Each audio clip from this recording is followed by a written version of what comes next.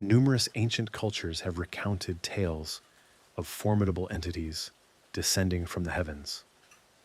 They were often referred to as deities, enlightened instructors, or divine creators, and they all significantly influenced the trajectory of humankind before vanishing into obscurity.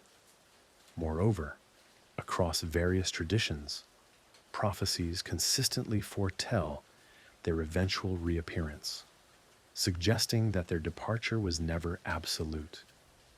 Could these narratives be more than mere fanciful stories? From the Anunnaki of Mesopotamia to the Netaru of Egypt, the Devas of India, and the sky deities of the Americas, similar legends persist concerning celestial beings who arrived, imparted wisdom, and then mysteriously disappeared.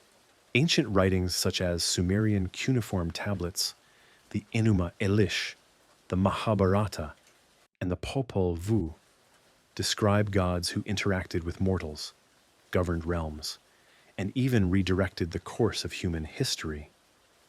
Could these accounts be more than simple folklore? In this documentary, we shall investigate the myths, the supporting evidence, and the burgeoning theories surrounding the potential return of these beings. We will meticulously examine the historical records detailing their past intercessions and the contemporary accounts that might be connected to them. For millennia, the legends of Mesopotamia have spoken of celestial beings who shaped the world, and in some interpretations, humanity itself. Among them were the Anunnaki. According to Sumerian and Akkadian writings, these divine entities played a crucial role in shaping existence. Some scholars posit that the Anunnaki were not merely symbolic gods, but actual beings, perhaps even visitors from other worlds whose influence is still discernible today. The earliest mentions of the Anunnaki characterize them as supreme deities. Prominent among them were An, or Anu, the paramount sky god, and Kai, the earth goddess. Their dominion extended across the cosmos, from the heavens to the netherworld. In later Akkadian and Babylonian traditions, their ranks swelled to include the most potent gods, Enlil, Enki, Ninhursag, and Inanna. They were the divine arbiters who controlled destiny and established the laws of existence. Enlil presided over the air and storms, while Enki was the god of wisdom and water. They held significant influence in shaping the destinies of both gods and humans. However, the Anunnaki were not alone. Another assembly of deities, known as the Igigi, existed beneath them in the celestial hierarchy. The Igigi, by all accounts, constituted a working echelon of divine beings, tasked with performing arduous duties on behalf of their superior counterparts. They toiled in the divine fields, excavated canals, and ensured the smooth operation of celestial functions. Yet, this division of authority and labor did not endure indefinitely. According to the Atrahasis poem, the Igigi eventually grew weary of their ceaseless labor. Confronted with intolerable conditions, they revolted against the Anunnaki, demanding respite from their burdens.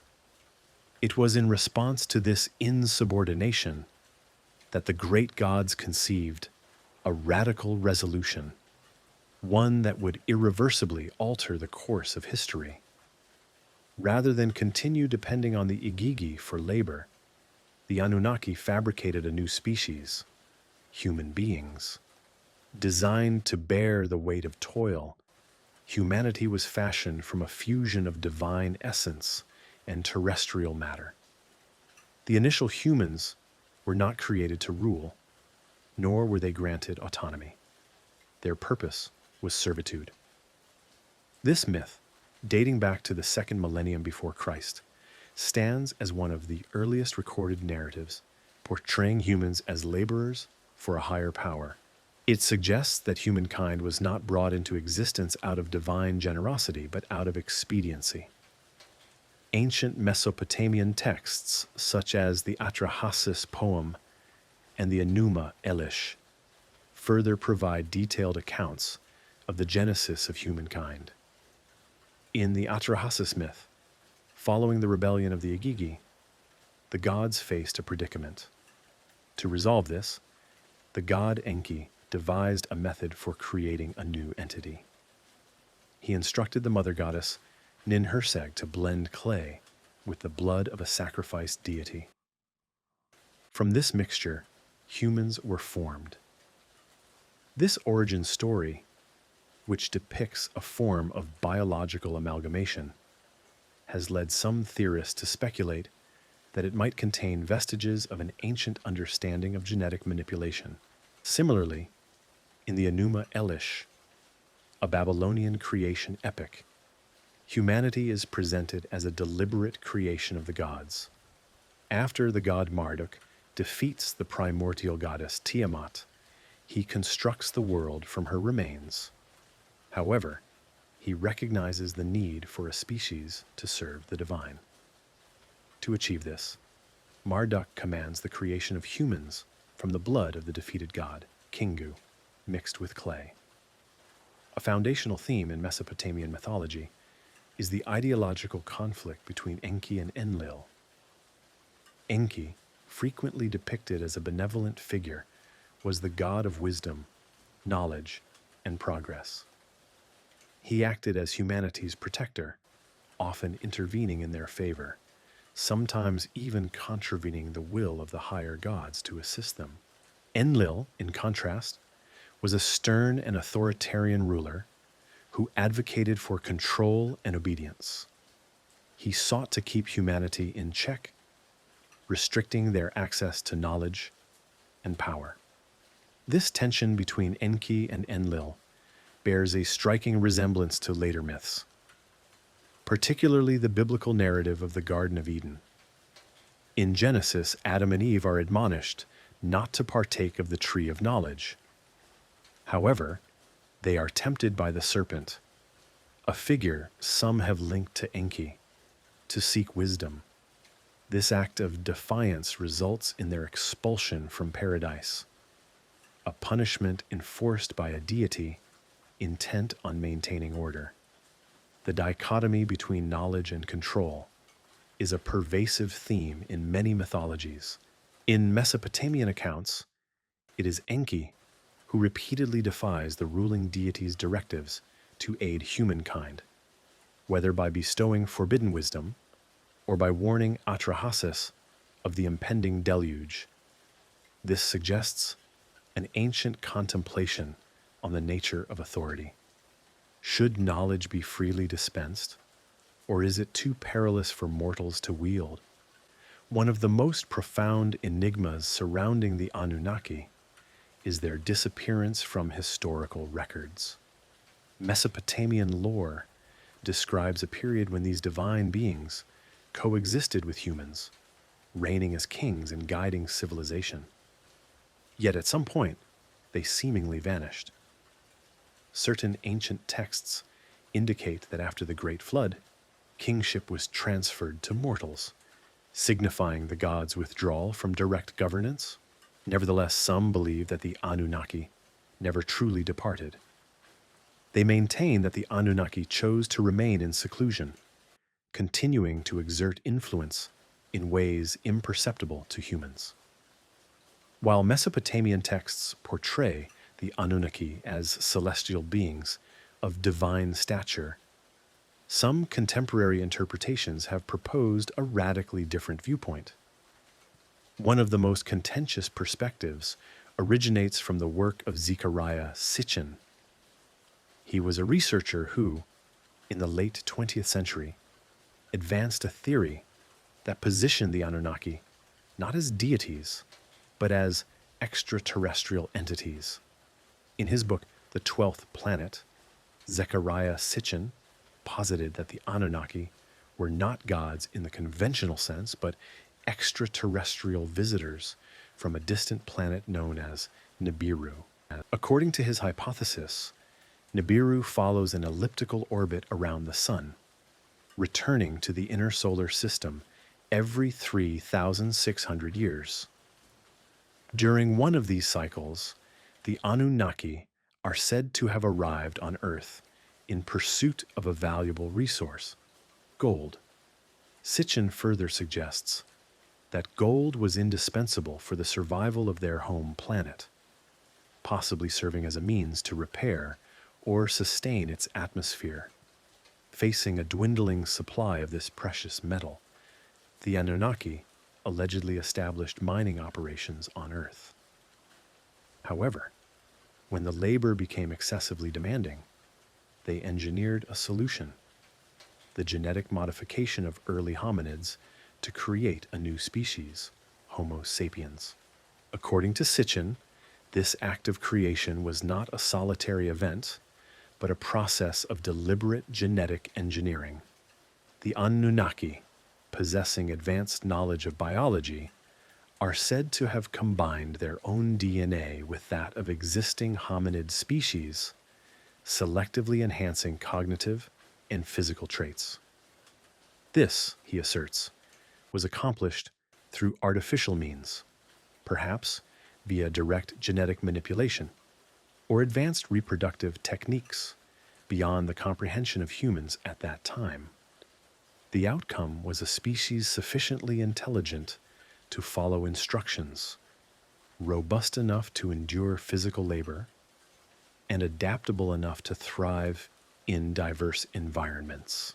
Early humans, according to this theory, were initially created as a controlled labor force, possibly within isolated colonies where they could be closely observed. Over time, however, these beings are said to have developed their own consciousness and autonomy, leading to events that would later be chronicled in myths about humanity's defiance of the gods. The ancient Egyptians also held a belief in deities known as the Netjeru, who governed the world and shaped human destiny. Unlike later monotheistic traditions where divinity remained unseen, the Egyptians depicted their gods as corporeal beings. Egyptian texts described them as powerful, authoritative rulers who established order, built civilization, and even interbred with humans.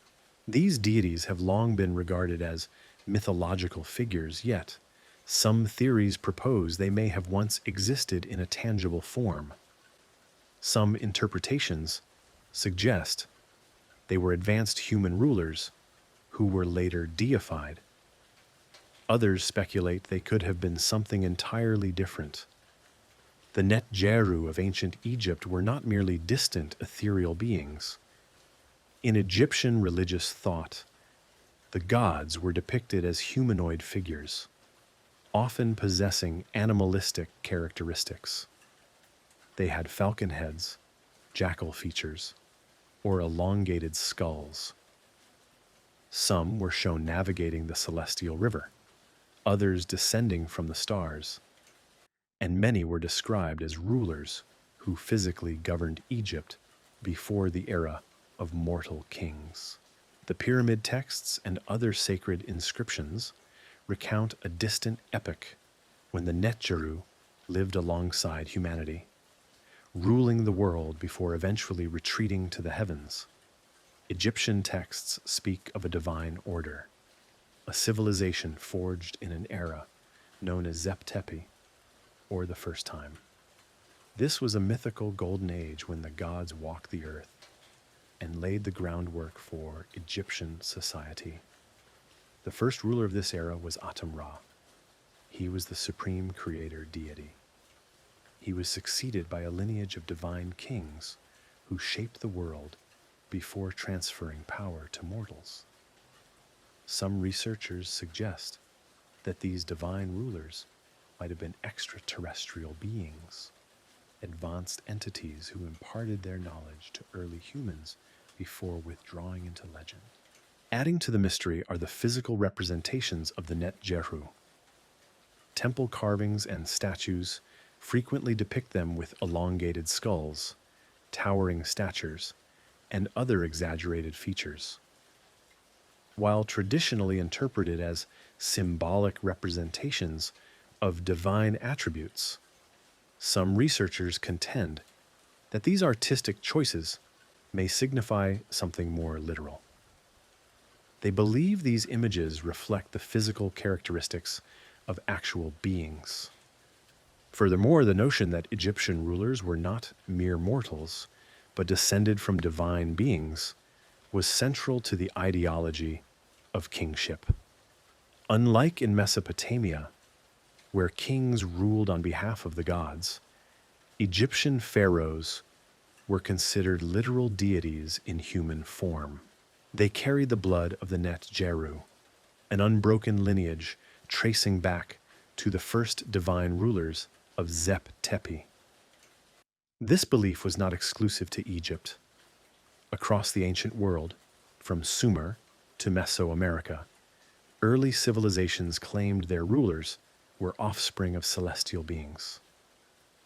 The Sumerian king list, for instance, details the initial kings ruling for millennia before a great flood, akin to the divine reigns of the Netjeru before the rise of human kings in Egypt. Some alternative theorists propose that these myths of divine lineages may reflect an actual genetic divergence between early rulers and the general populace. This perspective suggests that the Netjeru may have interbred with early humans, establishing a hybrid lineage with a special connection to the gods. Even today, the mummies of some Egyptian pharaohs exhibit unusual cranial structures, such as elongated skulls that deviate from the norm. Mainstream scholars argue that these features are the result of natural variation. However, for those seeking alternative explanations, they may point to something more profound. The parallels between Egyptian and Mesopotamian deities have ignited further debate. Some scholars perceive them as regional variations of the same divine archetypes. Others argue they represent entirely distinct traditions that developed independently. In Mesopotamian mythology, Anu was the supreme sky god, ruler of all celestial beings. In Egypt, Ra held a comparable position as the solar deity and father of the divine order. Enlil, the Sumerian storm god associated with kingship, warfare, and destruction, shares characteristics with Set, the Egyptian god of storms and chaos. Enki, the wise and benevolent Mesopotamian god of knowledge, creation, and water, mirrors Thoth, the Egyptian deity of wisdom, writing, and magic. These similarities suggest a deeper connection between the two civilizations. These parallels have given rise to the theory that the Netjeru and the Anunnaki might have been the same entities, worshipped under different names, appellations, as their influence spread throughout early civilizations. Some even propose that these gods, if they were real, were advanced beings, possibly extraterrestrials, who guided human development before their departure. However, the link between these two pantheons remains speculative. While both cultures possessed rich theological traditions, their religious systems were not identical. Nevertheless, the resemblances suggest a shared source of influence, whether cultural or mythological. Among the most persistent enigmas of ancient Egypt are the pyramids, colossal structures that defy explanation with their immense size, precision, and engineering complexity.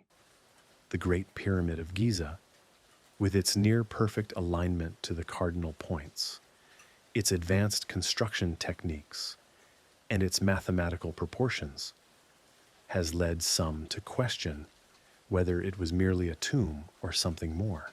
While mainstream archaeology maintains that the pyramids were funerary monuments, alternative theories propose they were energy-generating structures possibly linked to a lost technology. In this view, the pyramid's geometric design, combined with their use of limestone, granite, and quartz, could have enabled them to harness and amplify electromagnetic energy. Others perceive a deeper connection to the stars. The precise alignment of the Giza pyramids with Orion's belt has fueled speculation that the structures were part of a grand celestial map, possibly guiding the souls of the departed to the afterlife. Or, as some suggest, the pyramids served as markers for an interstellar connection. The construction of the pyramids remains a subject of contention. Mainstream archaeology attributes their creation to tens of thousands of laborers employing rudimentary tools over several decades. However, many argue that moving and precisely positioning massive limestone blocks, each weighing over 2.5 tons, would have presented extreme logistical challenges. Some suggest that the knowledge required to build these monuments may have originated from the Netjeru themselves. According to this perspective, the Netjeru possessed an advanced understanding of engineering, materials, and possibly even energy manipulation. The concept of celestial beings imparting knowledge to humanity is not unique to Egypt. In the Vedic tradition of ancient India, a similar narrative unfolds, detailing a cosmic struggle between two opposing factions, the Devas and the Asuras. These two groups, frequently characterized as gods and demons, represent a fundamental duality: order and chaos, light and darkness, preservation and destruction. Yet early Vedic texts suggest that their conflict was not merely symbolic, but reflected a tangible struggle for dominion over the material and spiritual realms. The Devas are often referred to as the Shining Ones. They were regarded as benevolent celestial beings, governing natural forces, upholding dharma, or cosmic order, and guiding humanity toward enlightenment. They were associated with wisdom, balance, and the maintenance of universal harmony. The Asuras, in contrast, were frequently depicted as powerful but rebellious entities. They challenged the authority of the Devas and sought control over the heavens and the earth. Although later Hindu traditions portray them as demonic adversaries, earlier texts present a more complex picture of rivals. Hindu cosmology envisions the universe as divided into distinct spheres, with the Devas inhabiting higher celestial realms and the Asuras dwelling in lower planes. Earth, situated between these realms, became a battleground where these forces clashed, shaping human civilization in the process. Texts such as the Rig Veda and the Mahabharata describe these conflicts as vast epic battles fought with weapons and artifacts of immense power. Among the most compelling elements of these ancient texts is the description of Vimanas, mystical flying chariots utilized by both Devas and Asuras. These celestial vehicles served as transport over great distances, as instruments of war, and even as interdimensional craft. The term Vimana itself, meaning traversing or having been measured out, hints at a precision far beyond ordinary craftsmanship. Accounts from texts such as the Ramayana and the Mahabharata describe Vimanas in great detail. They varied in size and design. Some resembled elaborate palaces that soared through the sky, while others were compact, maneuverable, and capable of extreme speeds. Some Vimanas were said to travel between the earthly and divine realms, further emphasizing their otherworldly origins. They were piloted by gods, sages, and warriors, suggesting they were not mere allegorical constructs, but functional machines operated by highly advanced beings. The Vimana Shastra is a Sanskrit text from the early 20th century that claims to be based on ancient sources. It describes flying crafts, including their propulsion systems, materials, and piloting methods.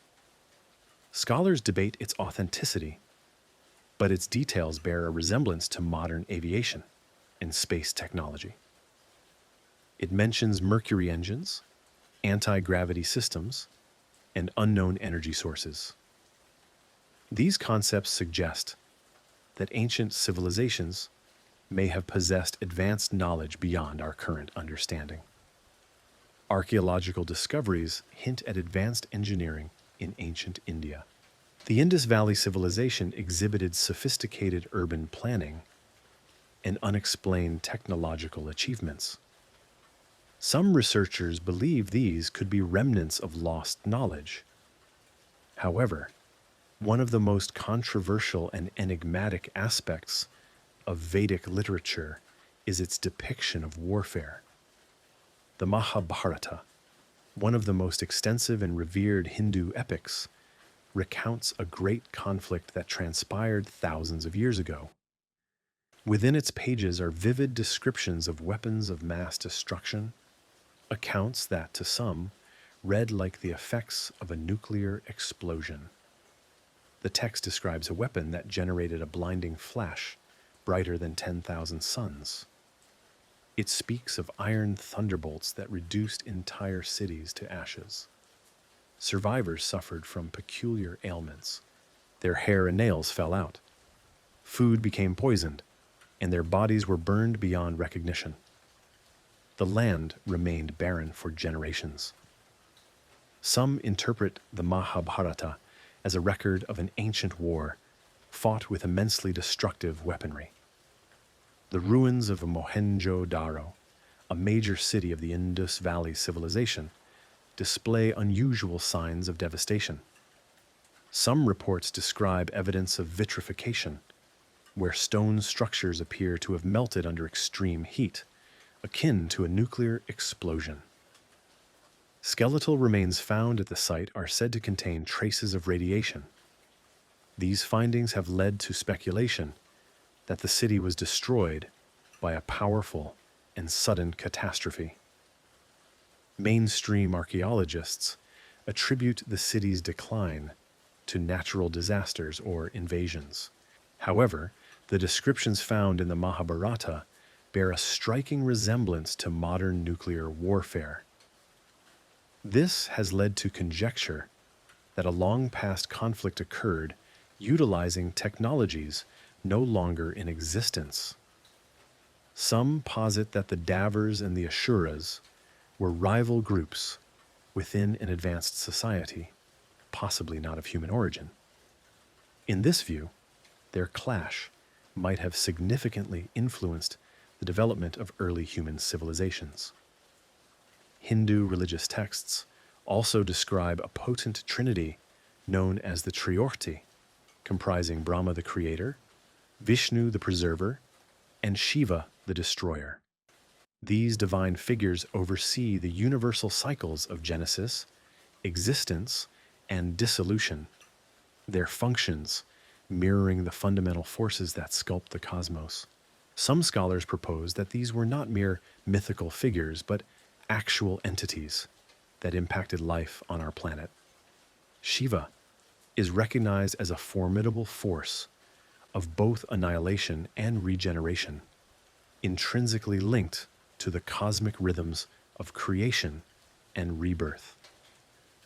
It is said that his third eye can unleash a devastating surge of energy, obliterating everything in its vicinity.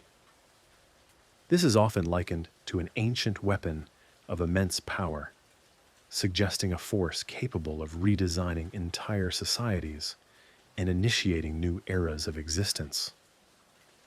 Vishnu is regarded as the guardian of cosmic equilibrium.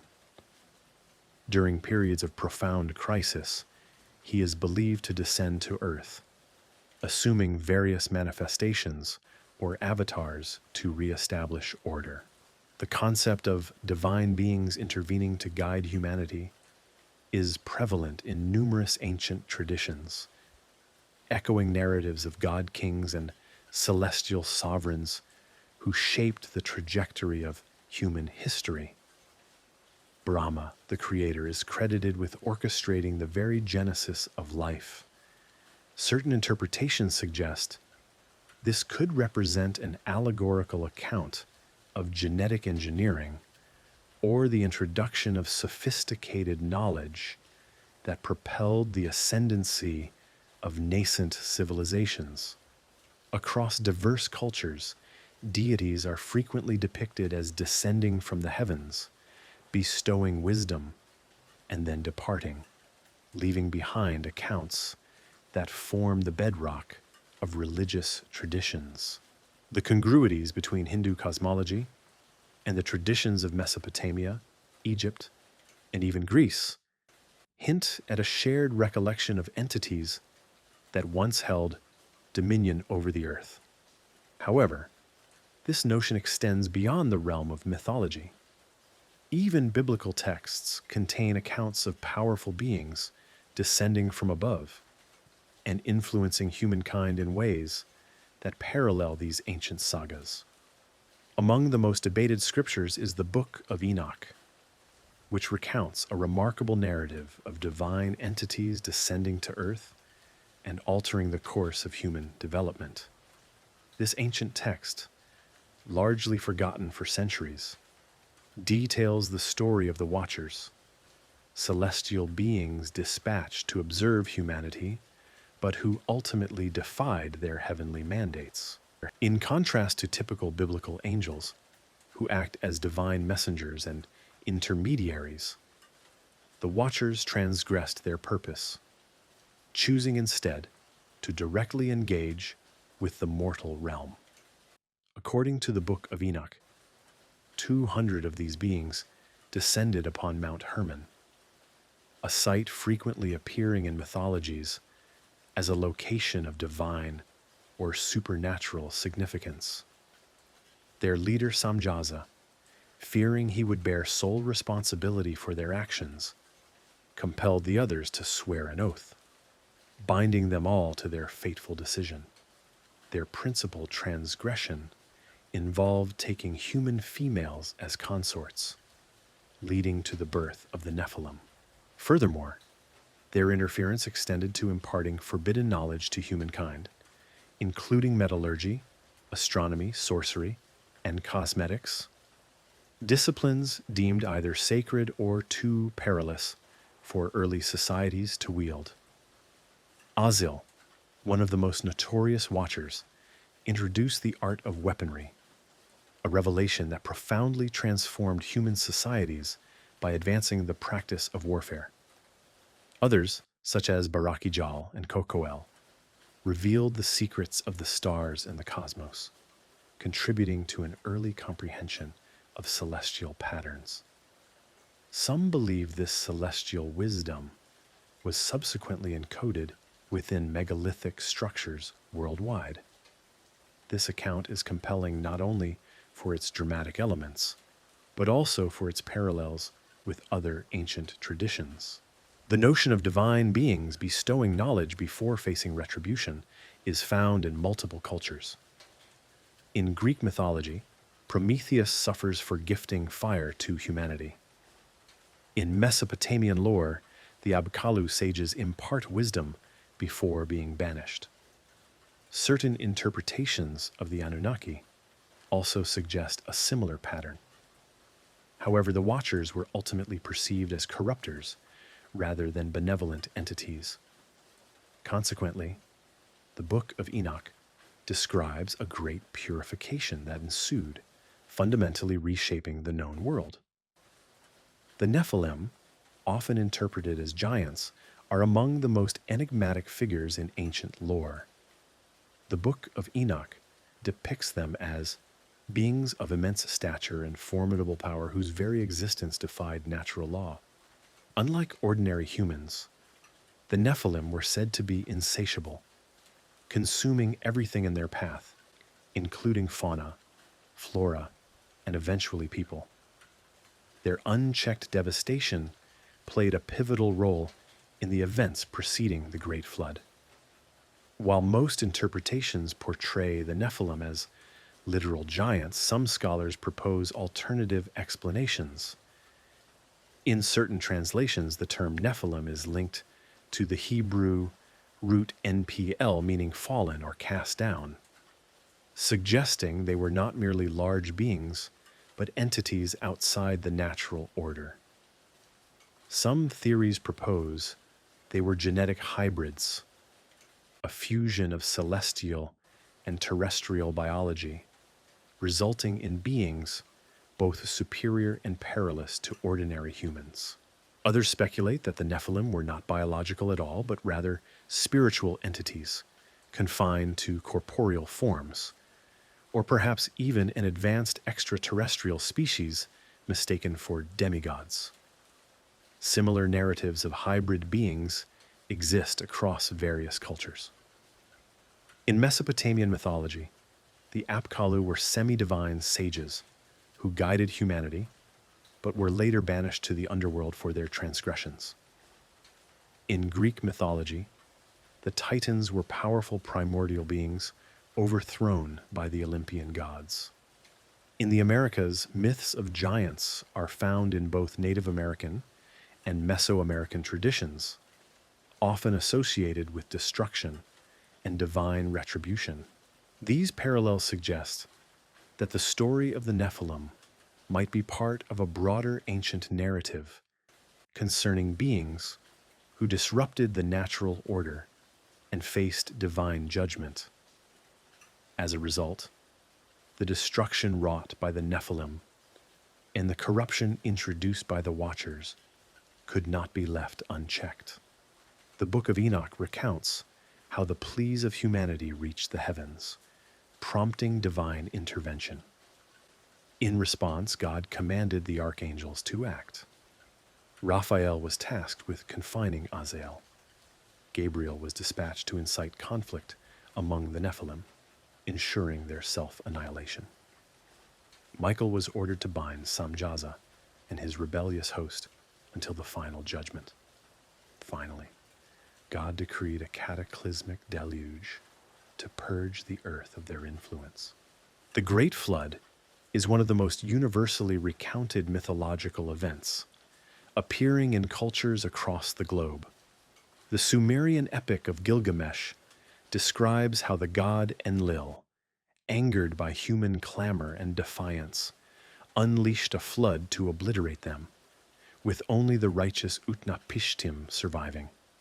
In Mesoamerican mythology, the Maya and Aztecs also recount a great deluge that purportedly annihilated previous human civilizations, resetting the cosmic cycle. In nearly all versions of the narrative, a chosen individual is forewarned.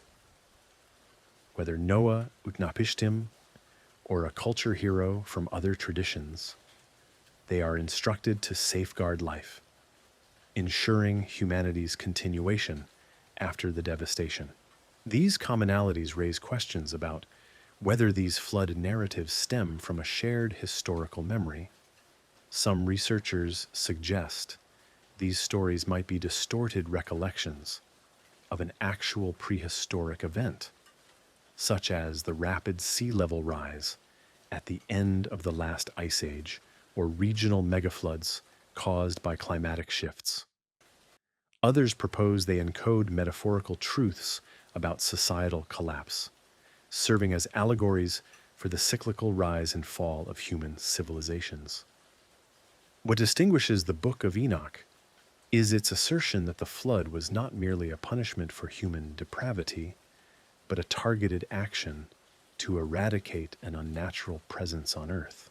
The narrative frames the deluge as a means of obliterating both the Watchers' influence and their hybrid offspring, thereby restoring the natural equilibrium between the celestial and terrestrial realms. Then there is the account of Enoch himself. His narrative stands apart from other ancient tales of prophets and patriarchs. Unlike most figures in the Old Testament, Enoch did not experience death. Instead, he was taken by God, vanishing from earth in a manner that has puzzled scholars and theologians for centuries. The Book of Enoch elaborates on this mystery, vividly describing his escort by powerful beings through the various celestial spheres. Enoch's journey commenced with the arrival of luminous entities, unlike anything observed on earth, who lifted him from his dwelling and transported him upward. He ascended beyond the sky, traversing multiple realms, each more awe-inspiring than the last. In the lower heavens, he observed vast repositories where meteorological elements such as rain, snow, and wind were governed by celestial custodians. As he ascended further, he witnessed the intricate mechanisms of the universe, including the grand cosmic apparatus regulating the motion of the sun, moon, and stars.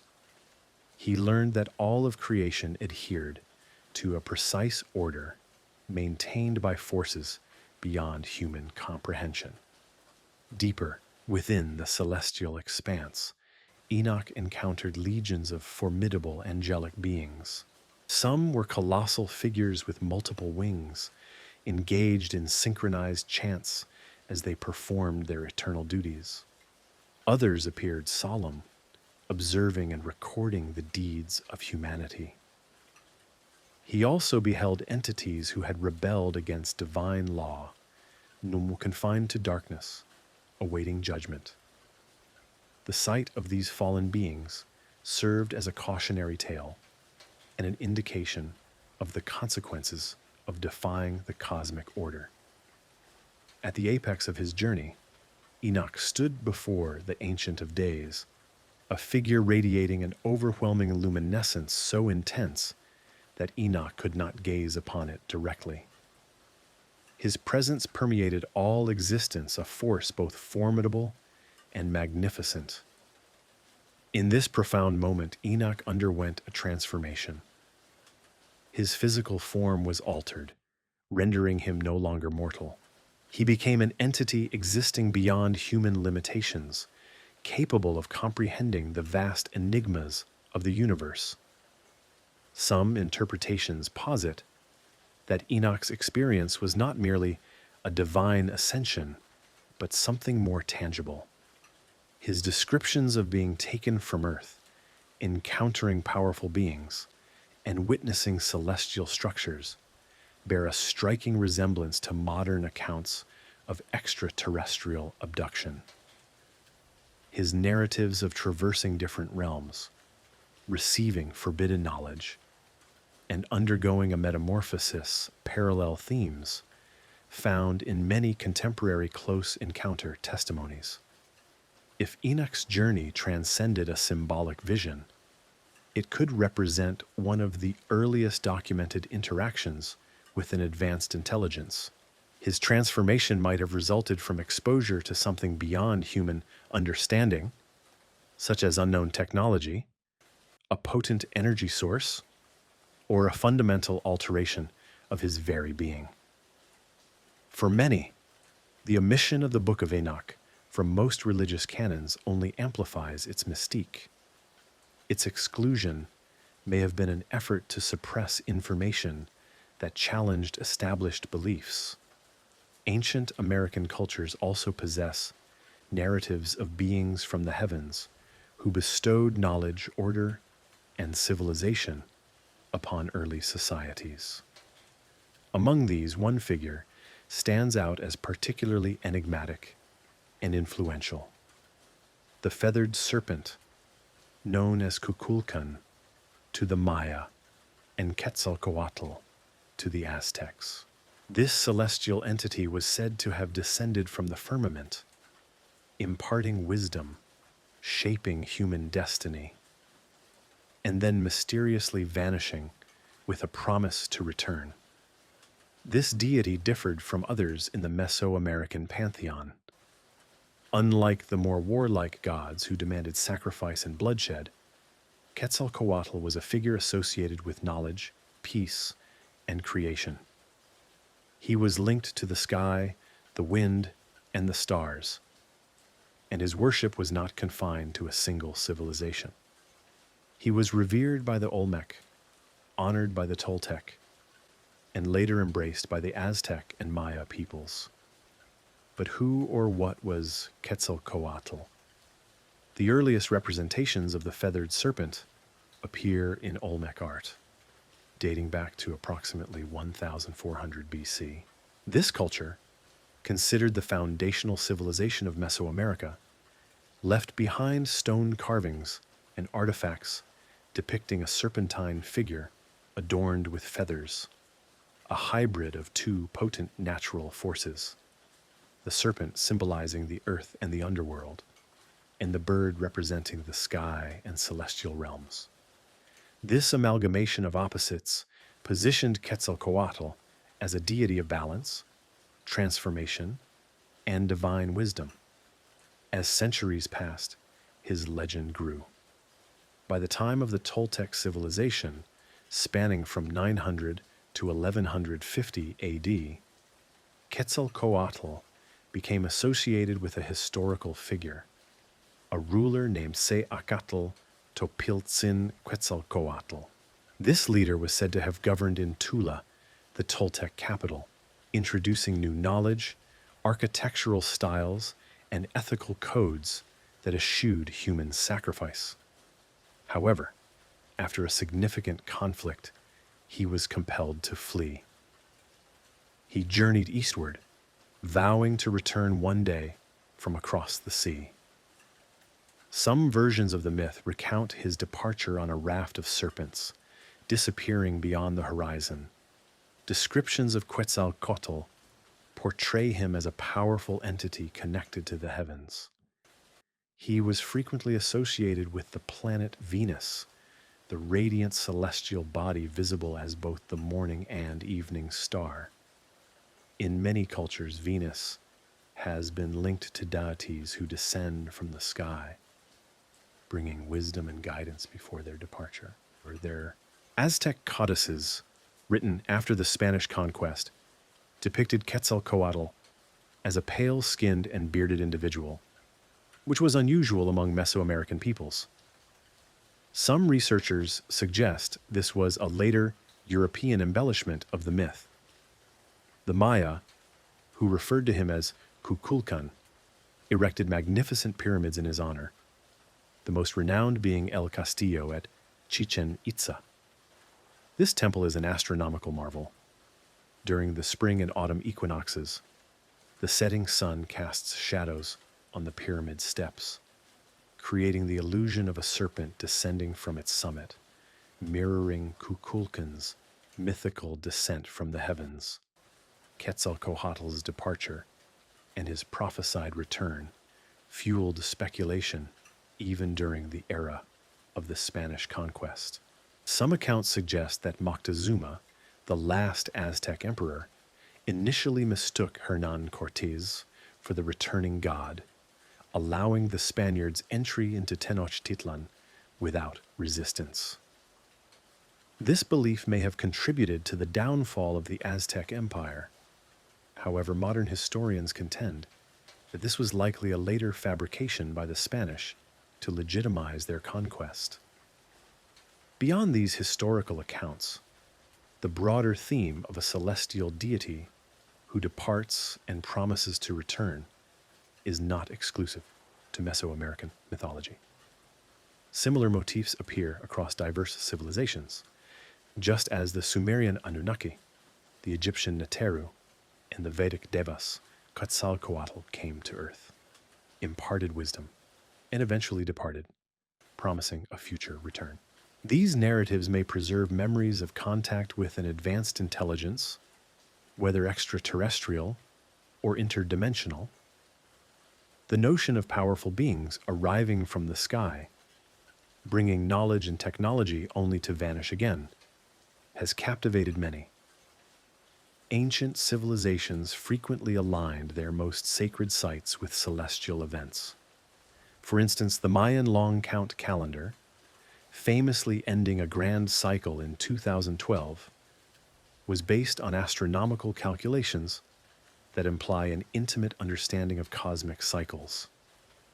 Additionally, the city of Teotihuacan, with its pyramid of the feathered serpent, was laid out in alignment with the stars, particularly the movements of Venus. Today, Teotihuacan stands as one of the ancient world's greatest enigmas. Situated in central Mexico, approximately 50 kilometers from modern-day Mexico City, this vast metropolis flourished between 100 BC and 100 AD, 650 AD. Yet, little is known about the civilization that constructed it. The city was already abandoned when the Aztecs arrived centuries later. Awed by its scale and grandeur, they named it Teotihuacan, meaning the place where gods were born, believing it to be the work of divine beings. They discovered a city spanning 21 square kilometers, with a population that once exceeded 100,000 people. This magnitude was unparalleled in the Western Hemisphere until the emergence of the great Inca cities and the later Aztec Empire.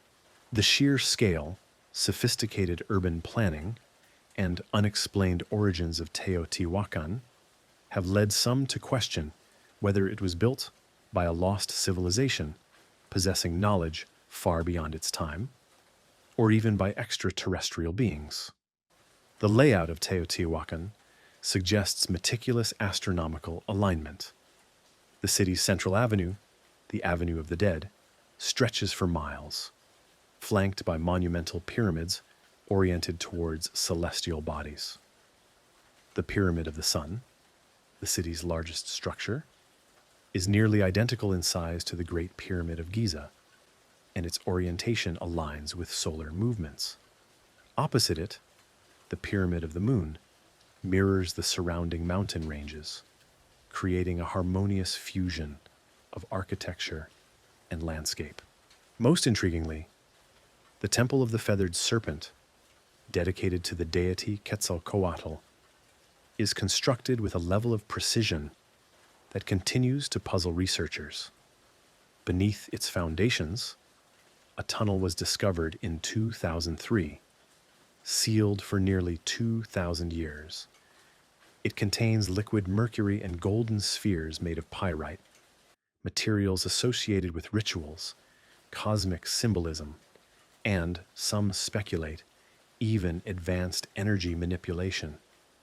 Archaeological discoveries have deepened the mystery surrounding Teotihuacan rather than resolving it. The recently unearthed tunnel beneath the Temple of the Feathered Serpent revealed an subterranean world filled with elaborate offerings, carved greenstone statues, wooden masks inlaid with jade, and enigmatic metallic spheres. The tunnel walls were coated with a mineral mixture that imparted a reflective quality, creating an effect reminiscent of a star-filled sky. At the tunnel's deepest point, a chamber was found containing what appeared to be a miniature landscape, complete with pools of liquid mercury, possibly representing lakes or cosmic realms. This discovery has fueled speculation that the site was more than just a religious or political center.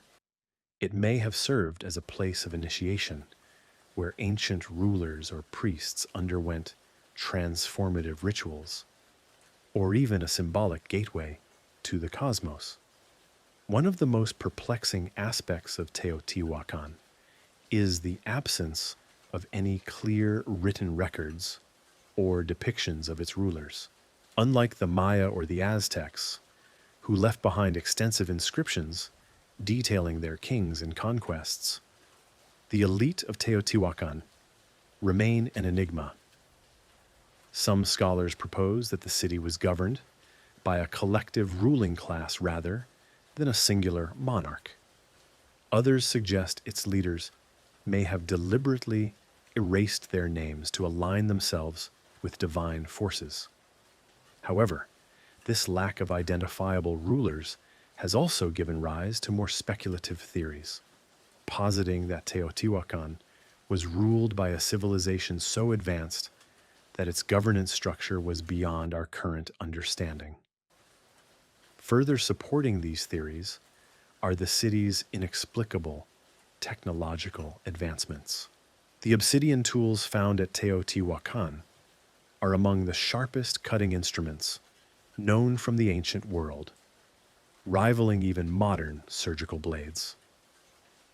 The city's extensive plumbing system, with underground drainage channels and reservoirs, demonstrates an understanding of hydrodynamics far exceeding what is typically attributed to pre-Columbian societies. Furthermore, the utilization of mica, a mineral renowned for its insulating characteristics, has sparked contemplation regarding Teotihuacan's builders' potential awareness of electromagnetic energies. Substantial plates of this mineral have been unearthed within the city's architectural constructs, particularly in locations believed to have held ceremonial or sacred importance. Considering that mica is not indigenous to central Mexico and required importation from Brazil, some scholars have pondered if its presence implies that the city's architects grasped the principles of energy conductivity or the efficacy of radiation shielding. The disappearance of Teotihuacan remains as enigmatic as its origins. Around the year 650 AD, the city underwent a drastic decline, with evidence pointing towards a sudden and violent upheaval. The opulent residences lining the Avenue of the Dead were engulfed in flames and razed, potentially signaling a revolt against the governing elite. A segment of researchers posits that internal strife precipitated the city's demise, while others contend that shifts in the environment or the exhaustion of resources may have contributed. However, an alternative hypothesis suggests that the downfall of Teotihuacan might have stemmed from a calamitous event.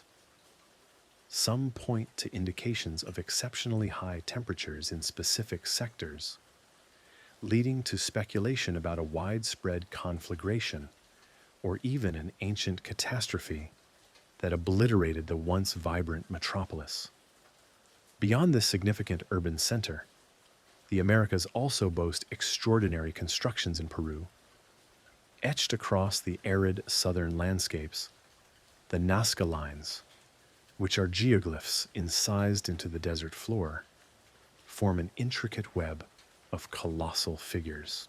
These range from abstract geometric designs to representations of creatures such as animals, birds, and even anthropomorphic forms. Among the most renowned are the hummingbird, the spider, and the monkey, each extending for hundreds of feet. These elaborate designs were achieved by stripping away the reddish-brown topsoil, revealing the lighter earth underneath. For many decades, researchers have been engaged in debate concerning the purpose of these monumental etchings. Some interpret them as sacred promenades, while others believe they functioned as astronomical indicators, aligned with celestial occurrences. Nevertheless, another theory proposes that these depictions were not intended for human observation. Certain researchers suggest that the Nazca lines may have served as messages to the deities, symbolic forms meant to be perceived from above, or perhaps even as landing zones for visitors from beyond our planet. The sheer magnitude of these geoglyphs provokes intriguing questions about their intended audience. From ground level, many of the designs are scarcely discernible. Only from an aerial perspective do their complete shapes and delicate intricacies become apparent. This has fueled conjecture that they were created for divine beings or celestial visitors who could view them from the heavens. The Nazca civilization which thrived between 200 BC and 600 AD, is known to have observed elaborate rituals in honor of their gods, many of whom were associated with the sky, mountains, and water. Some theories posit that the lines were integral to ceremonies aimed at invoking divine favor, guiding celestial entities to particular locations. The arrangement of the geoglyphs also presents puzzles. Numerous long, straight lines appear to point towards significant natural features like mountain summits and water sources, while others seem to terminate without any discernible endpoint stretching across the plain. Some researchers contend that these lines might have functioned as sacred routes traversed by priests or shamans during solemn ceremonies. Others propose they were part of an extensive celestial calendar, charting the movements of the sun, moon, and stars. Yet, the immense scale and precision of these designs have prompted some to put forth a far more remarkable explanation. The notion that the Nazca lines served as markers for ancient extraterrestrial landings gained considerable traction in the late 20th century. Erich von Däniken, a Swiss author and a prominent advocate of the ancient astronaut hypothesis, argued that the lines were engineered as runways for spacecraft. He highlighted the geometric configurations which bear a resemblance to contemporary airstrips, and suggested that the figures could have served as navigational aids for beings from other worlds. According to this theory, the Nazca people might have engaged in communication with advanced visitors who imparted knowledge or guidance, leaving behind these colossal symbols as a form of dialogue. Detractors of the ancient astronaut hypothesis assert that the lines could have been fashioned using rudimentary tools and surveying techniques accessible to the Nazca populace. Evidence of wooden stakes found at the extremities of some lines suggests a methodical construction process. Experimental archaeology has demonstrated that a small group of individuals, equipped with basic implements, could reproduce similar geoglyphs within a matter of days. However, while the method of their creation may be understood, the ultimate purpose behind these immense designs remains undetermined. Further deepening the enigma is the existence of geoglyphs that predate the Nazca civilization. Some of the most ancient figures attributed to the Paracas culture depict anthropomorphic forms, with exaggerated crania and large, unblinking eyes. One such representation, known as the Owlman or astronaut, appears to raise one arm in a gesture suggestive of greeting. The peculiar attributes of these ancient depictions have ignited speculation that they represent non-terrestrial entities, possibly encounters recorded by early cultures in the only manner they could comprehend. In the year 2020, archaeologists, utilizing drone technology, uncovered additional geoglyphs, revealing designs previously unknown. These recently discovered figures, including felines, birds, and humanoid shapes, imply that the practice of creating vast desert etchings was more widespread than previously assumed. Some researchers posit that the sheer quantity of these figures, coupled with their alignment with celestial patterns, supports the idea that they were intended for aerial viewing, perhaps by beings capable of flight. Certain researchers draw parallels between the Nazca lines and other ancient sites believed to have cosmic connections. The Grand Pyramids of Egypt, the stone circles of Britain, and the monumental sculptures of Easter Island all exhibit an unexplained accuracy in their construction and an apparent orientation towards celestial bodies. Could it be that ancient civilizations across the globe were attempting to communicate with something or someone far beyond Earth?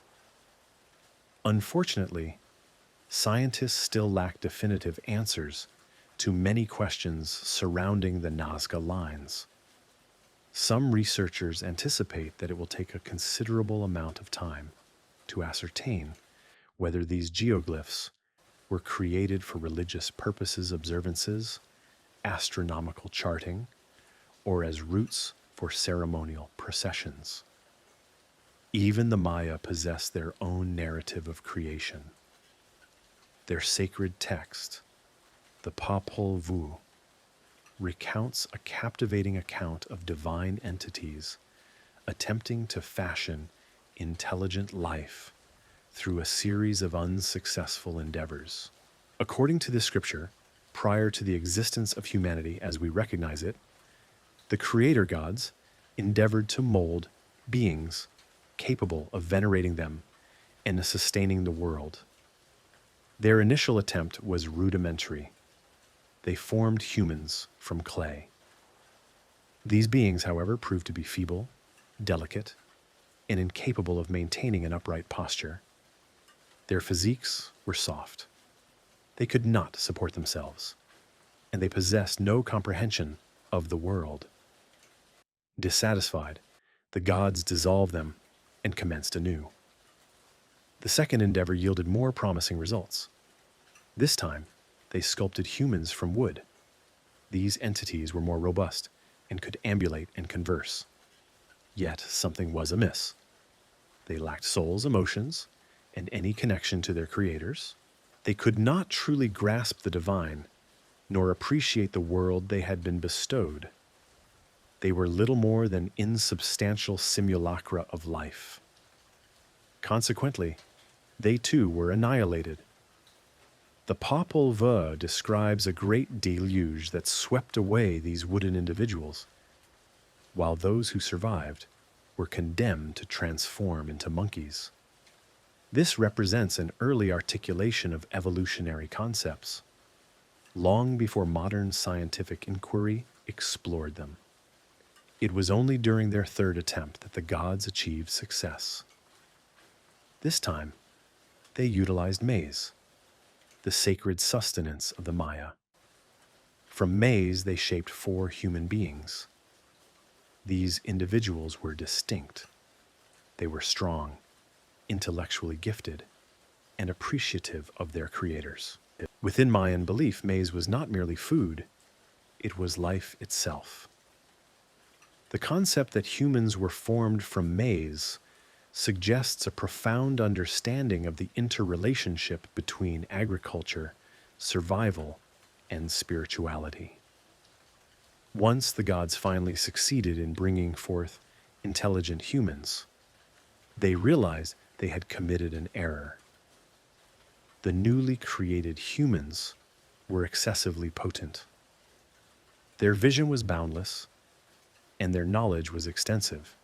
They could perceive everything, comprehend everything, and possessed no vulnerabilities. In the eyes of the gods, they had brought into existence beings too akin to themselves, too close to divine perfection.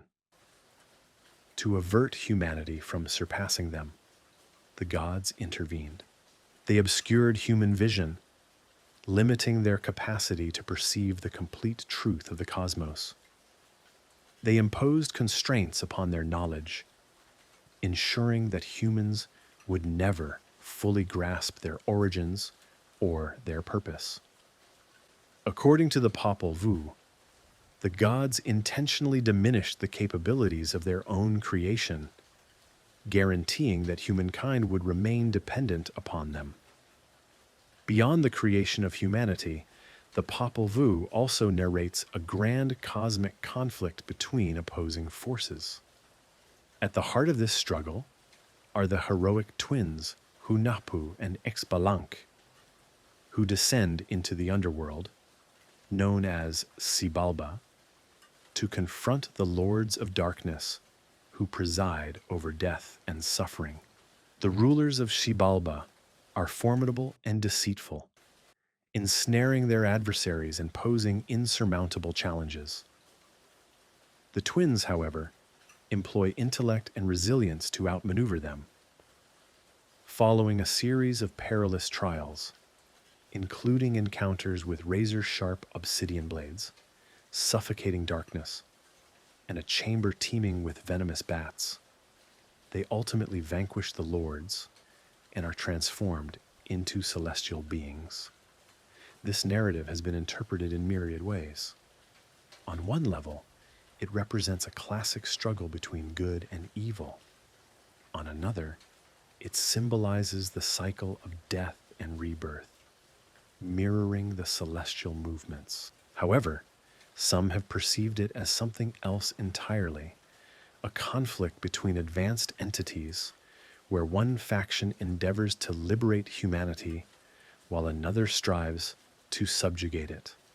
Throughout history, numerous myths chronicle battles between powerful beings, including gods, titans, angels, and demons. Yet some individuals firmly believe that these accounts are not mere metaphors, but rather recollections of actual conflicts. In their view, the lords of Xibalba embody oppressive rulers, potentially even non-human entities who sought to dominate the early Maya. The hero twins, from this perspective, could represent champions of an advanced group dedicated to liberating humankind. Whether myth or history, the tale of the hero twins suggests that the ancient Maya held beliefs in forces transcending human comprehension. They viewed the universe as a theater of conflict, where knowledge, power, and destiny were perpetually at stake. The Popol Vuh is also a compendium of astronomical erudition. The Maya were exceptionally accomplished astronomers, capable of tracking the trajectories of planets and stars with remarkable precision. But from whence did this knowledge originate? Some researchers contend that the Maya's astronomical accuracy was far ahead of its time. They meticulously charted Venus, comprehended lunar cycles, and devised a sophisticated mathematical system without the aid of contemporary scientific instruments. Mainstream historians attribute this to diligent observation and generations of refinement. However, alternative theories propose a different possibility. In numerous ancient texts, from the Sumerian Enuma Elish to the biblical Book of Enoch, knowledge is said to have been imparted to humanity by beings from the heavens. Some believe that the Maya's cosmic understanding was not entirely self-derived, but inherited from an older, possibly extraterrestrial source. While conventional archaeology attributes the Maya's advanced astronomical knowledge to meticulous observation and mathematical acumen, the depth of their comprehension remains extraordinary for an era long preceding modern scientific tools. According to the traditions of the Hopi people of North America, they maintain a profound connection with what they term the star people, advanced beings who descended from the firmament in ancient times. These beings, described as radiant and wise, were said to have guided the Hopi and shared their knowledge with their ancestors. One of the most compelling facets of Hopi tradition is the concept of the children. These were believed to be hybrid beings, part human and part celestial, born when the star people intermingled with humankind. According to oral accounts, these hybrids possessed extraordinary capabilities, including enhanced intuition, an innate grasp of cosmic laws, and a natural predisposition for spiritual wisdom. The Hopi suggest that these beings were dispatched to Earth with a specific purpose: to instruct, guide, and assist humanity in maintaining harmony with the universe. The star people were also associated with flying shields, enigmatic aerial conveyances that were purportedly used to transport them between the stars and Earth. The Hopi described these shields as luminous, traversing the skies with effortless grace, emitting no sound. Such descriptions bear striking resemblances to contemporary reports of unidentified flying objects. While skeptics maintain that these narratives are purely symbolic, others believe they may represent encounters with advanced entities originating from beyond our sphere. Thousands of miles away, in West Africa, the Dogon people of Mali possess similar knowledge. Their legends speak of visitors from the sky, beings they refer to as the Nomos, who arrived on Earth from a world orbiting Sirius, the most brilliant star in the night sky. The Dogon claimed that these beings arrived in a vessel that descended from the heavens, accompanied by fire and thunder. What renders the Dogon tradition particularly captivating is their advanced comprehension of the Sirius star system, knowledge they purportedly held long before modern science could verify it. The Dogon have long known that Sirius is not a solitary star, but part of a binary system. They describe Sirius B, a small, dense companion star that is invisible to the naked eye. Even more astonishingly, they accurately stated that Sirius B orbits Sirius A in a 50-year cycle, a fact that Western astronomers only confirmed in the 19th century with the aid of telescopes. The Dogon also characterized Sirius B as a heavy star, which aligns with contemporary scientific findings. White dwarf stars like Sirius B are among the densest objects in the universe. This knowledge, it is suggested, was transmitted from ancient interactions with advanced civilizations, whether from early astronomers or from extraterrestrial visitors. The Dogon attribute their wisdom directly to the Nomos, whom they describe as semi-amphibious, fish-like beings who bestowed knowledge of the stars, agriculture, and medicine upon their people. Within Dogon cosmology, these beings were not mere visitors, but instructors who guided humanity through its early development. While some scholars argue that European explorers might have introduced this knowledge to the Dogon in more recent times, others point out that the Dogon's Sirius-centric mythology appears deeply ingrained in their oral traditions, predating contact with Western scientists by a considerable margin.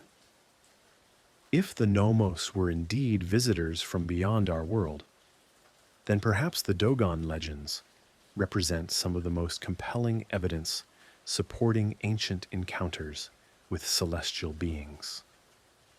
On the opposite side of the globe, in the remote Kimberley region of Australia, lie the ancient rock paintings of the Wandjina.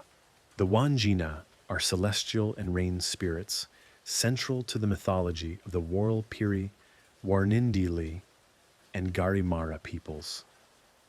These spirits, believed to have shaped the land and imparted laws to the people, are depicted in Aboriginal rock art dating back at least 4,000 years. The Wandjina figures are striking. They are large, with broad heads, lacking mouths, and possessing deep, all-seeing eyes. Encircling their heads are halo-like patterns, often interpreted as radiating energy or light. To some observers, these images bear a resemblance to descriptions of extraterrestrial beings.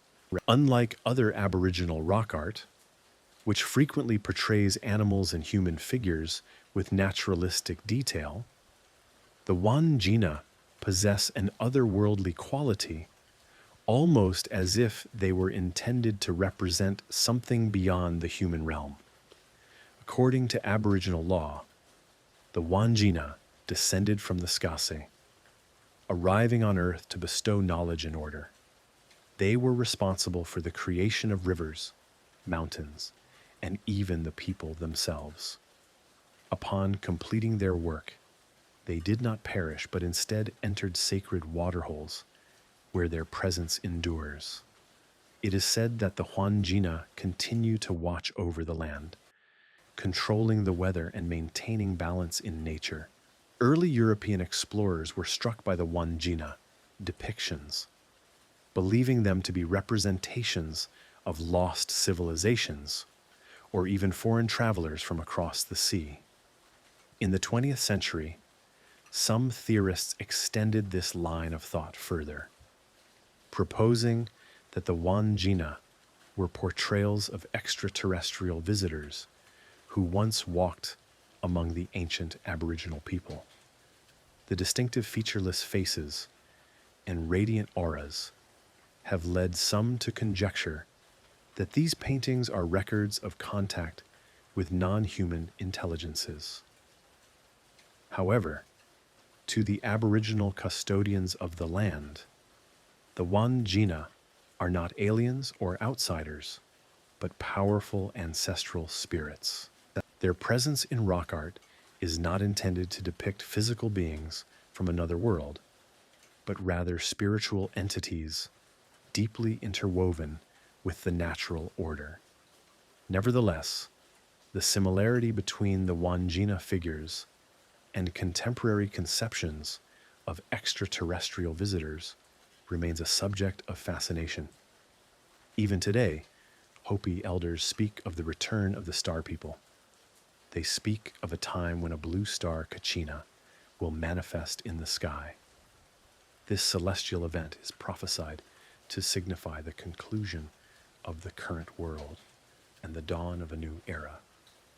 The Hopi believe that when this omen appears, the return of powerful beings will soon follow, beings who guided humanity in antiquity and will once again shape the destiny of the earth.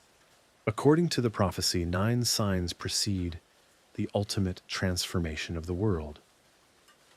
The last of these signs describes a celestial dwelling that will descend to earth with a tremendous impact. Some interpretations connect this to the possibility of a future cosmic event, such as a supernova, a comet, or an artificial object like a space station. The prophecy also foretells a period when the Hopi people will seek refuge in subterranean sanctuaries, surviving the cataclysm that will reshape the world. Subsequently, a true white brother will appear to judge humanity. If he determines that the Hopi and those who adhere to the ancient ways have remained pure, they will be permitted to enter the subsequent world. Otherwise, the earth will be annihilated, and the cycle will recommence. The parallels between the Hopi prophecy and other eschatological narratives are striking. Numerous religions, from Christianity to Hinduism, describe a final judgment and cosmic renewal. The notion that celestial beings will return to oversee this transition is a recurring theme, prompting some to ponder whether these myths and prophecies collectively point to the same event. In recent years, the incidence of UFO sightings has escalated dramatically. Reports of unidentified aerial phenomena have become so commonplace that even governmental bodies have been compelled to acknowledge them. The Pentagon in the United States has declassified videos depicting unidentified objects maneuvering in ways that defy known physical laws. Military pilots have recounted encounters with crafts capable of instantaneous acceleration, abrupt turns, and speeds far exceeding the capabilities of current human technology. One of the most extensively documented UFO encounters occurred in 2004, when United States Navy fighter pilots observed and recorded a peculiar, elongated, smooth white object off the coast of California, later designated the Tic Tac.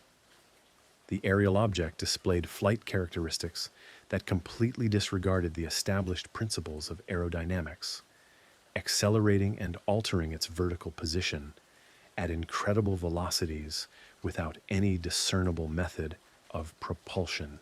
This event was recorded by infrared imaging systems and was tracked by radar installations aboard the vessel known as the USS Princeton. Although the visual evidence was verified as genuine by the United States Navy in the year 2019, a definitive official explanation has yet to be released. Beyond documented military observations, the general populace continues to report the presence of unusual lights, geometrically shaped airborne vehicles, and interactions with entities of unknown origin. Within the United States alone, countless reports of unidentified flying objects are submitted annually, varying from brief visual confirmations to accounts of forced removal. While a multitude of these incidents can be attributed to natural atmospheric occurrences or misidentified man-made aircraft, a substantial percentage remains without a clear explanation. For individuals who subscribe to the theories of ancient extraterrestrial visitation, these contemporary sightings are seen as part of a broader historical pattern. It is theorized that if intelligent beings from beyond Earth, or deities from antiquity, have been observing humankind for many centuries, they may be subtly conditioning us for their eventual reappearance. Some scholars propose that recent government revelations are a strategic maneuver to gradually accustom the public to the concept of non-human intelligence. The reasoning suggests that if highly advanced beings have been traversing our planet for millennia, then the ancient narratives and myths might not be mere folklore. Instead, they could represent the residual recollections of actual occurrences. These were times when these entities engaged directly with humanity before electing to withdraw. Now, as our technological capabilities expand and our understanding of the universe deepens, certain individuals believe that the era for overt contact is drawing near once more. The sheer immensity of the universe itself introduces an additional perspective to this ongoing discourse. Modern astronomical observations have revealed the existence of hundreds of billions of galaxies, each comprising billions of stars and an incalculable number of planets. Scientists have already identified thousands of exoplanets, a portion of which are situated within the life-supporting habitable zones of their respective stellar systems. Even within the confines of our own solar system, recent discoveries have fundamentally altered our comprehension of the potential locations for life. Evidence of water in some form has been detected not only on the Moon but also on Mars, Europa, and Enceladus, which are moons orbiting Jupiter and Saturn. These findings underscore the notion that the prerequisites for life are not exclusive to our planet.